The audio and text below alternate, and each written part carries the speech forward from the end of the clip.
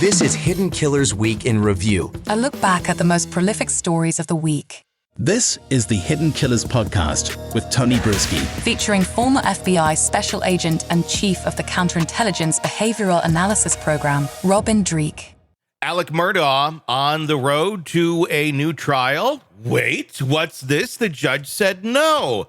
That doesn't mean it's the end by any means. In fact, this is really just the beginning of probably a very lengthy appellate process. But we started somewhere, and we started with evidence. We started with a juror flat out saying, yeah, Becky Hill influenced my decision. Yes, she said these things to me.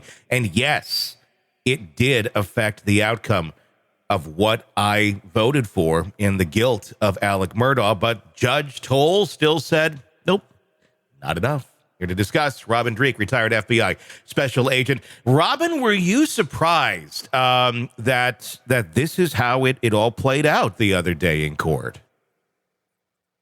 I was a little surprised, actually, because I think Becky Hill really way overstepped what she should and shouldn't do in her position of trust. But at the same time, though, my initial impression I had was relief. Yeah, because you would hate for a righteous conviction to get overturned or to be retried because of one fool that did things that she shouldn't have done. So I was really happy with the system. I'm so glad it was a new judge that did this and not Judge Newman. He recused himself. You know, we're seeing such a difference, I think, in the system down in South Carolina compared to Delphi, where we have two trials, or one potential upcoming trial in Delphi, where we have a lot of things going sideways in that whole system, and every week there's more sideways stuff, there's more craziness, and we're trying to right that ship. But down in South Carolina, where it looked like, again, our conjecture from the outside looking in, where Alec Murdaugh and his whole cabal of people around him and his family for his entire life kind of ruled that system. We're like, oh man, is he going to get away with this? He seemed to know everyone, that this is kind of an inside job, and someone's going to be there at his defense and say all these nice things. But once again, it looks like the system is working, and that gives us trust and confidence in that system. Whereas you have an individual that makes a mistake. Becky Hill made numerous mistakes with her conduct, but the system is playing out and not ruining, I think, a righteous conviction. And that's an interesting way to look at it, because I think it can also be argued the other way and say the system is not working. You're right. My own confirmation bias coming in. I want the Murdaugh away. Your confirmation bias is wrong. It's not. I don't know. It can be looked at. This is very much a righteous conviction if you're on the side that Alec Murdaugh did this, and I think most of us are. At least to a certain extent of he knew that what happened, or that he knew of, or who or what, if he not direct involved. But if we're going to say that the system worked correctly, isn't the system designed, though, that this is the whole purpose of the hearing, if there is some sort of impropriety, and the bar was set. The judge basically said we would need someone to say that their verdict was in fact influenced directly by Becky Hill, and they got that. So it's like the points were made. The goal was scored. Because like what I read yesterday, I have it right here, and that's why I'm a little confused on this one potentially, because I have right here all the jurors testified they stood by their verdict, they were not swayed by anything Hill may have said. Was there something different on that, or?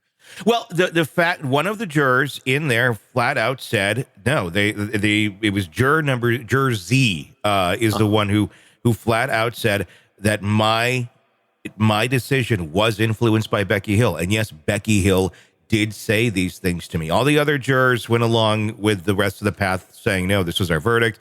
We don't recall Becky saying these sort of things, but there's the one that is saying that yes, in fact, my decision was influenced by Becky Hill. It wasn't really elaborated on very well. It was kind of I would say, somewhat weak testimony.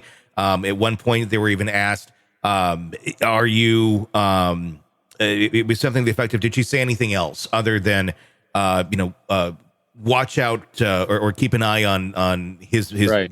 his motions, his movements, things of that nature. Did she say anything else? The question was, I don't really remember.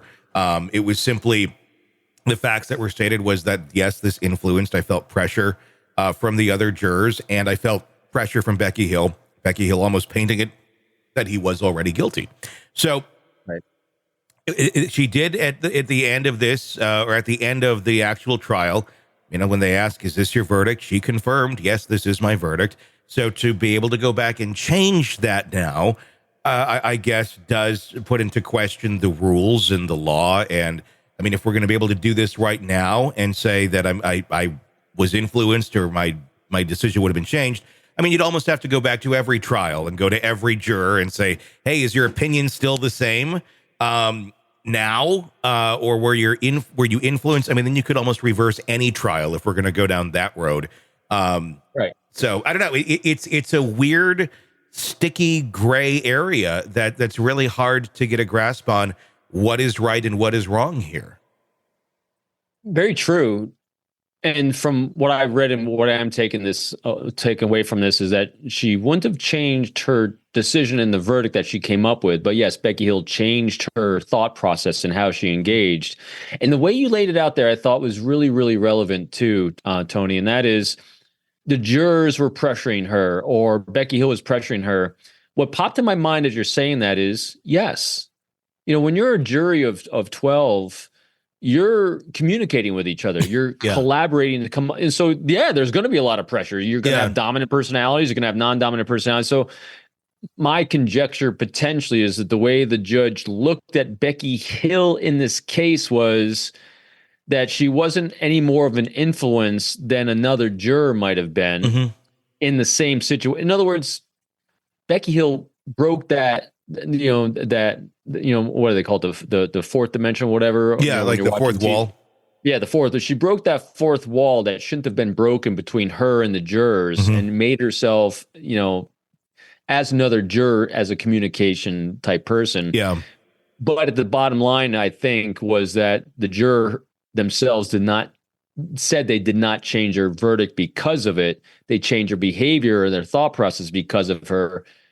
But just like they do with all the other jurors. Yeah. Again, I know I have my own leakage coming in here on this one, because I'm so glad we don't have to go through that trial again as of now. As another appellate's come up. I mean, I think it's hold your breath, because he's got more opportunities to have this overturned. And he's got great defense. He's got great defense, as we've seen. So who knows what's next. It's such a strange area of what. What constitutes improprieties in the jury room.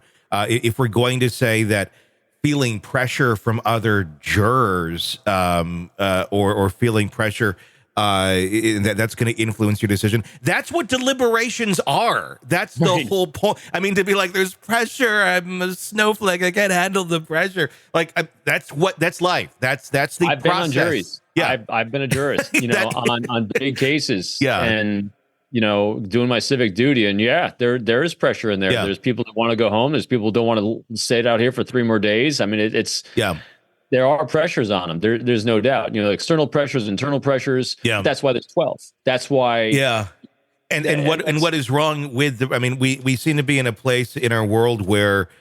If there is pressure on someone or something for some reason, it's looked at as this is wrong, this is bad, rather than this is life. This is how decisions are made. This is how we get to a cohesive decision amongst a group of 12. So it's a weird argument to be made, but it is certainly one that attempted to be made there. Sick of the ads? We are too. Start listening with no commercials now and get access to all of our episodes in advance of everyone else. Become a True Crime Today Premium Plus subscriber on Apple Podcasts. Search True Crime Today Premium Plus on Apple Podcasts, or go to our podcast page and sign up now. True Crime Today Premium Plus. Sign up now.